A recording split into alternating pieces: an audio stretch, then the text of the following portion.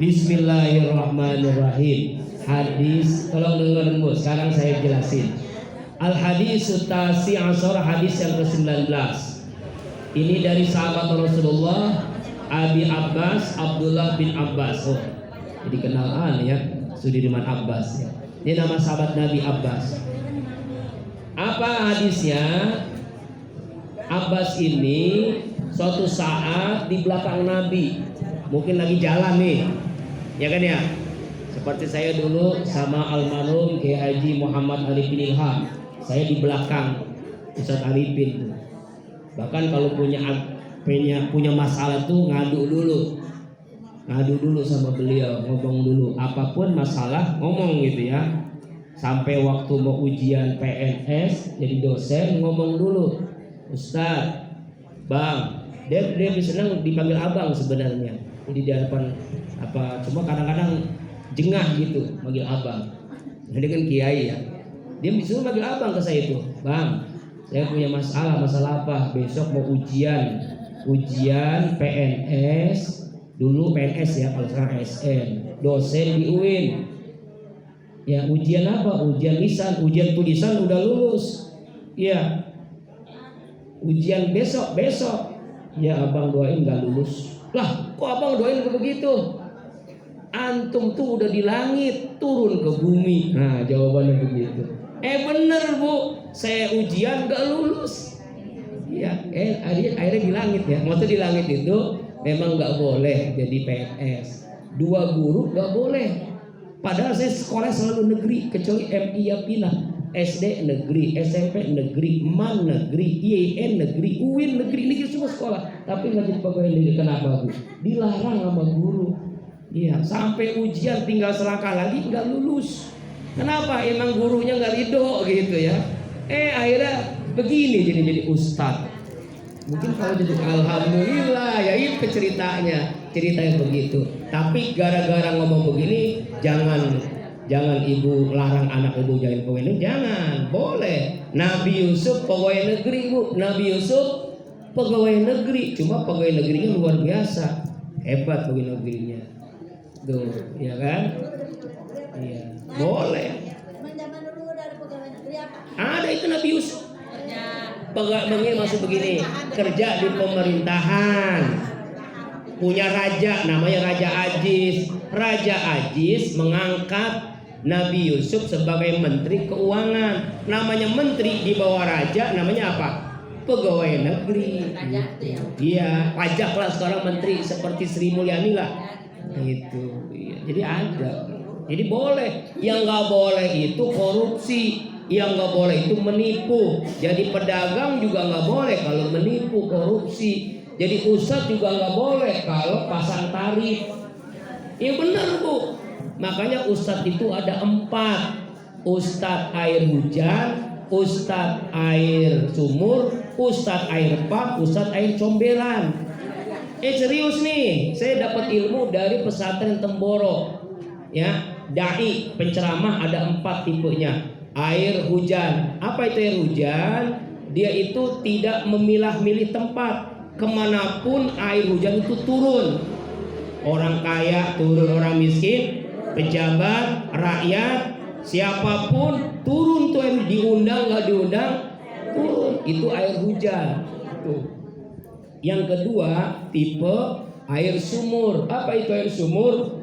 Orang datang kemana-mana ke Majelis Az-Zikra, ke Agim, ke kiai siapa misalnya, Majelis Rasulullah, datang untuk menimba ilmu, ilmu yang bermanfaat, ya kan? Tipenya air sumur. Ini ulama akhirat. 2 nih, air hujan, air sumur. Yang 3 dan 4 tipe dunia, ulama dunia, baru bukan ulama. Ya, baru. Apa yang ketiga? Tipenya air pump. Air pump itu keluar airnya kalau dibayar, bahkan pakai tarif. Ya Bu ya. Nah ini ulama dunia nih. Makanya ibu maaf kalau bisa jangan undang mau murid ini ustadz, kiai ajengan yang pakai tarif. Sebab nggak dapat ilmu, nggak manfaat ilmunya Bu. Siapapun dia nggak dapat manfaat ilmunya. Yang ada cuma tontonan, bukan tuntunan. Cuma lawakan, tidak ada hikmah, tidak ada ilmu. Akhirnya nggak manfaat, rugi kita ngeluarin duit 50.000, bikin ambeng. Akhirnya nggak ada dapat manfaatnya. Nah, urunan lagi. Ya Allah, ini bahaya nih dalam dakwah. Alhamdulillah Ustadz Arifin sampai akhir hidupnya nggak pasang tarif, walaupun dia berceramah di TV di dunia. Dia ngundang waktu itu presiden nama SBY, ditolak undangan SBY 6 kali ditolak. Kenapa? Karena ada undangan di Citayam, di musola kecil tuh, nggak milih tempat, ditolak. RI 1 presiden ditolak. Kalau saya mikir-mikir loh. Pernah kejadian lo, bingung nih ya, pernah itu emang. Ini ada gede nih amplopnya nih. Bingung juga nih, makanya belajar sama beliau. Bahkan seringkali beliau nih kalau lagi bangun masjid, bangun pesantren, kiai ngundang, dia ceramah sama hebat berapi-api. Selesai ceramah, amplopnya dikembaliin, bahkan dia ngambil uang dari dompetnya. Saya perlu ambil 1 juta tuh di dompet abang, ambil dikasih, udah dikembaliin amplopnya, dia infak untuk masjid itu. Mana ada kiai begitu? Oh, hebat kan? Jadi kalau cari yang pasang tarif, hati-hati bu, nggak dapat ilmu manfaat. Yang terakhir, apalagi nih ustadz paling jelek nih, namanya seperti air comberan. Tahu air comberan bu? Apa itu? Kotor semuanya kumpul. Dia ngomong, yuk berjamaah ke masjid, nggak pernah ke masjid. Dia ngomong sedekah, nggak pernah sedekah. Dia ngomong zikir, nggak pernah zikir. Ada nggak begitu bu? Calo. Bandung. Ayo orang pada naik mobil ke Bandung, dia. Nah, itu comberan. Nah ini tipe ustadz ada 4. Air sumur, air hujan, air pam, dan air comberan. Pilih yang 2 aja tuh, air hujan dan air sumur. Insya Allah berkah ilmunya, manfaat ilmunya. Makanya saya bu dapat 10 juta pernah, dapat 5 juta pernah, dapat 50.000 pernah, dapat 10.000 pernah, dapat 20.000 pernah. Tapi kita terima aja. Iya, kadang-kadang dikembali sayang-sayang. Bingung kalau dikembali kenapa? Orang perempuan nanyain buat beli. Buat beli. Kalau saya sih nggak nanyain bu. Alhamdulillah saya nggak pernah buka amplop. Yang buka istri. Dan itu amplop selalu disobek-sobekin, dibuang, dibakar. Sadis itu amplop. Ya bu ya, insya. Nah itu. Jadi hari ini kita bahas di belakang Nabi. Jadi Abinu Abbas di belakang Nabi. Nasehatin, ente kan muda nih. Apa kata Nabi? Ya gulam wahai pemuda, ya. Inni u'allimul kalimatin. Aku ajarkan beberapa kalimat. Maksudnya kalimat-kalimat ini adalah nasihat dari Rasulullah SAW. Bukan hanya untuk pemuda, tapi kita umat Islam, umat Rasulullah SAW dapat nasihat. Pertama, ihfazillaha yahfazka. Jagalah Allah, Allah akan menjagamu. Jagalah Allah, Allah akan menjagamu. Bagaimana jaga Allah bu? Jaga sholat kita, jaga baca Quran kita, jaga zikir kita, jaga puasa kita, jaga. Maka Allah menjaga kita. Tuh, Allah akan menjaga kita. Ingin bu dijaga oleh Allah?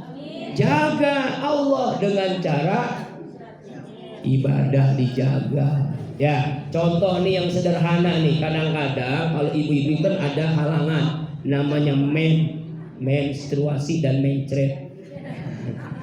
Ini kadang-kala nih, misalnya yang gak teratur mennya kan, yang teratur itu seminggu. Yang gak teratur kadang-kadang ya sehari men, sehari enggak. Ya gitu kan ada kan ya? Iya, saya kan alhamdulillah aku sampai hari ini gak pernah ngalamin. Ini yang gak dijaga sholatnya. Dia udah suci, gak buru-buru mandi. Ternyata keluar lagi. Misalnya nih, habis subuh udah suci, udah gak main lagi. Dia gak buru-buru, nanti aja mandinya. Johor, nanti dulu mandinya. Gak sholat johor. Mau asar keluar. Berarti dia meninggalkan sholat apa? Sholat zuhur. Dosa tubuh. Itu namanya gak menjaga Allah.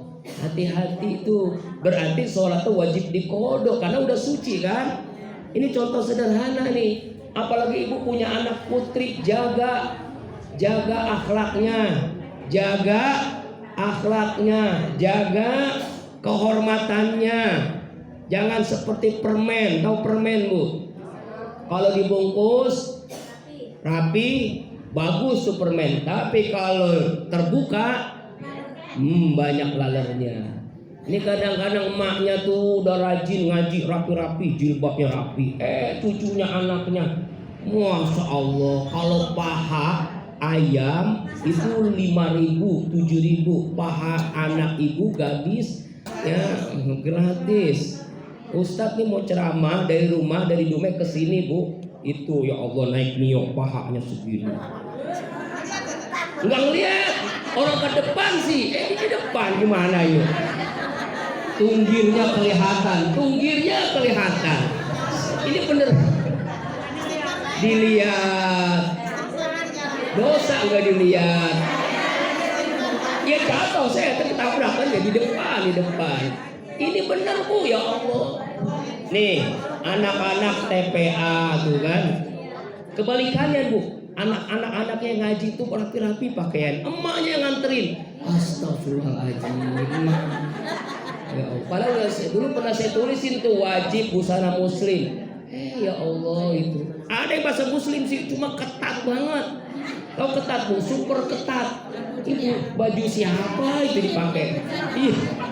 Ya Allah, tunggirnya kelihatan, itunya kelihatan, barangnya kelihatan. Ya Allah, hati-hati nih Bu ya, Bu. Gimana Allah menjaga kita kalau kita tidak menjaga syariat Allah? Itu kan perintah Allah. Sholat dijaga. Apalagi anak ibu yang sudah balik, Bu, wajib sholat tuh, nggak dosa dia udah.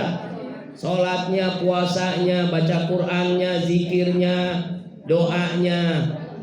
Bu, pengen jadi anak soleh, Bu? Doain Rabbi habli minas Rabbana hablana min azwajina waj'alna lil muttaqina. Bacain surah Al-Qadar di kepalanya, tiup Bismillahirrahmanirrahim. Inna anzalnahu fi lailatul qadr wa ma adraka ma lailatul qadr. Lailatul Qadri khairum min alfi syahr. Tanazzalul malaikatu wa ruhu fiha bi izni rabbihim salamun ya tamat laifat. Tiup kepalanya. Anak itu insya Allah sampai dewasa tidak akan berzina. Lalu apalagi? Bacakan surah Al-Insyirah di dadanya. Alam nasrah laka sadra wa wada'na anka wizra allazi anqadha dhahra wa rafa'na laka fa innamal usri yusran fa idza qara'ta fansab. Dadanya dibacain maka dia akan luas hatinya. Dia kaya, dia miskin, dia hidupnya tenang. Dia susah, dia senang, tenang. Kenapa? Karena hatinya lapang dengan Al-Insyirah yang ibu baca. Insya Allah baru tahu ilmunya. Amalin insya Allah. Jaga Allah, Allah menjaga kita. Yang kedua, ihfazillah, jagalah Allah, tajidhu tujahaka, maka engkau mendapati Allah ada di hadapanmu. Kita menjaga Allah, perintah Allah, Allah seakan-akan di hadapan kita, dekat banget sama Allah. Kalau udah dekat sama Allah, minta apapun Allah kabulkan. Kira-kira bisa nggak, Bu? Bisa. Bisa jadi ibu lebih dekat dibandingkan saya kepada Allah. Makanya pentingnya kita menjaga. Minimal sehari itu 40 rakaat sholat. Bisa nggak, Bu? Kita hitung. Jumlah rakaat sholat wajib berapa rakaat? 17 rakaat. Qobliyah ba'diyah berapa? Semuanya. Sebelum zuhur 4 rakaat, setelah zuhur 2 rakaat, setelah maghrib 2 rakaat, setelah isya 2 rakaat, sebelum subuh 2 rakaat. 12 sama 17 berapa? Ya, tahajud sama witir 11 rakaat. Berapa tuh? Susah banget hitungnya, udah hitung lagi dah. Tambah lagi sholat duha 4 rakaat. 40. Ada kan 40 kan?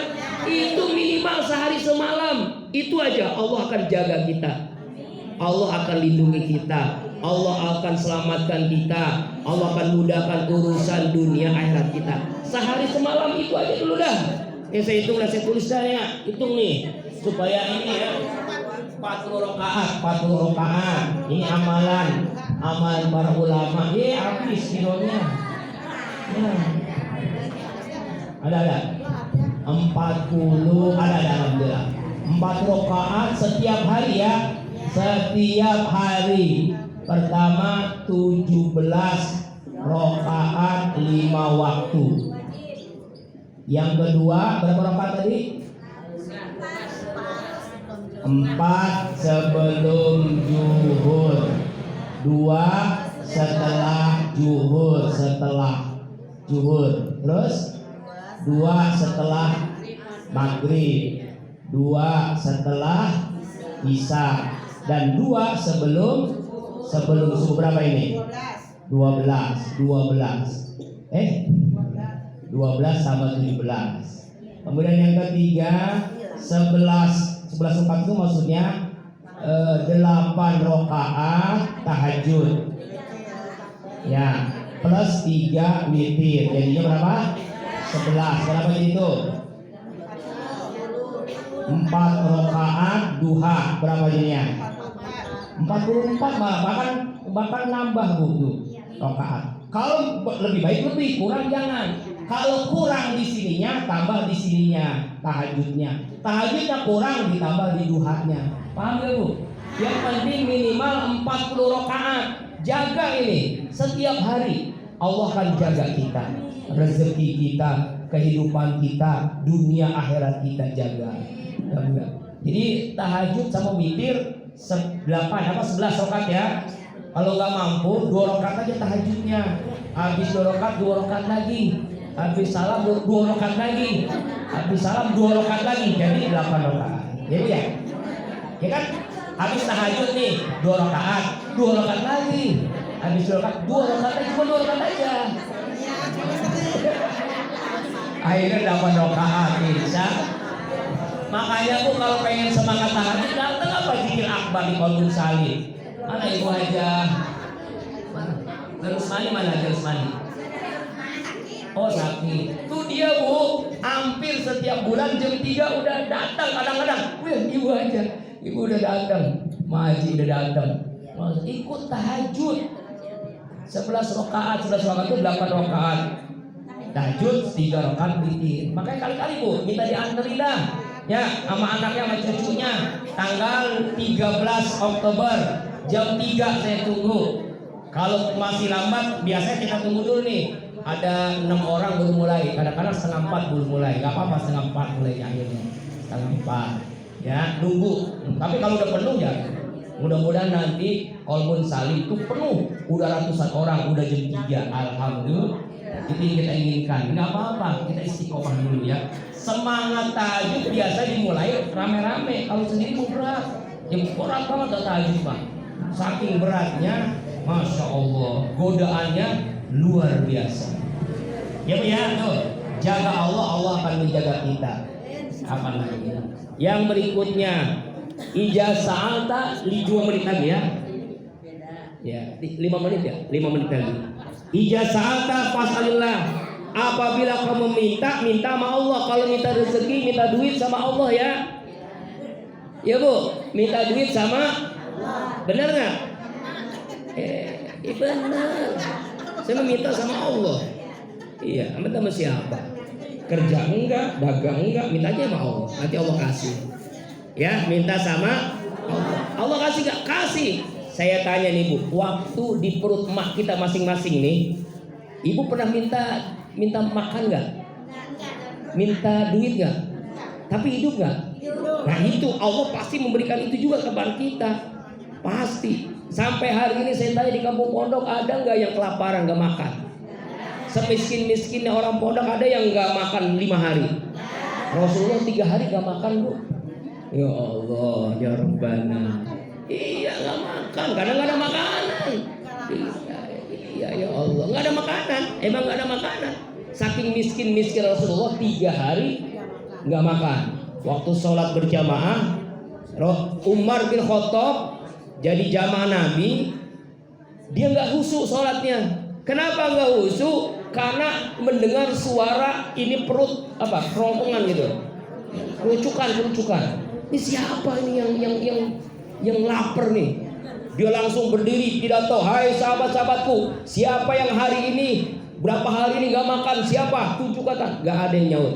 Rasulullah tersenyum. Alhamdulillah, hai Umar, 3 hari nggak ada makanan di rumah saya. Semua sahabat nangis. Umar bin Khattab menangis. Hai sahabat-sahabatku, pemimpin Persia waktu itu Romawi Persia. Kalau sekarang Amerika, Cina, Inggris lah. Itu hidupnya mewah-mewah, hidupnya banyak hartanya, bahkan anaknya tuh naik pesawat jet mana-mana gitu kan, uangnya berlimpah-limpah. Waduh, padahal hutangnya 8.000 triliun. Tahu di negeri Konoha. Ya Bu ya, nggak tahu bukan Konoha. Yang presidennya sebentar lagi udah nggak jadi lagi. Ya pokoknya begitu dah. Ya Bu. Itu Bu, ya Allah. Kita ini punya pemimpin 2 era, nggak makan 3 hari. Itu Nabi nggak makan 3 hari. Tenang aja Bu. Ibadahnya Bu, tahajudnya bukan 8 rakaat Bu, bukan 11 rakaat. Tahajudnya kakinya sampai bengkak. Karena tahajudnya itu sejak tengah malam sekitar jam 1 sampai subuh tahajudnya. Pernah ada di sini di pondok tahajud dari jam 1 ada. Alhamdulillah. Setengah di sini sampai kakinya bengkak. Lantaran lama berduduk, ada di sini yang kakinya suka bengkak. Iya, habis tahajud. Jangan jujur banget Bu. Habis tahajud. Ya Allah, habis astagfirullah. Demikian ya. Ini hadisnya belum selesai, kita lanjutkan setelah Maulid ya. Ini panjang hadisnya, insya Allah kita lanjutkan karena waktu sudah jam 10. Sebagaimana kesepakatan kita, jam 10 sudah selesai. Mari kita tutup dengan doa. Mudah-mudahan kita akan peringati Maulid, berarti kita ingin dapat syafaat Rasulullah. Memperingati Maulid ingin dapat syafaat Rasulullah, ingin dapat ya berjumpa dengan Rasulullah di akhirat. Pengen ketemu Bu dengan Rasulullah? Banyakin salawat, hidupkan sunnah Rasulullah, maka kita berhak mendapatkan syafaat Rasulullah SAW. Bi barakati wa karamati wal mujadi suratul Fatihah. A'udzubillahi minasyaitonir rajim. Bismillahirrahmanirrahim. Alhamdulillahirabbil alamin. Ar-Rahmanir Rahim. Maliki yaumiddin. Iyyaka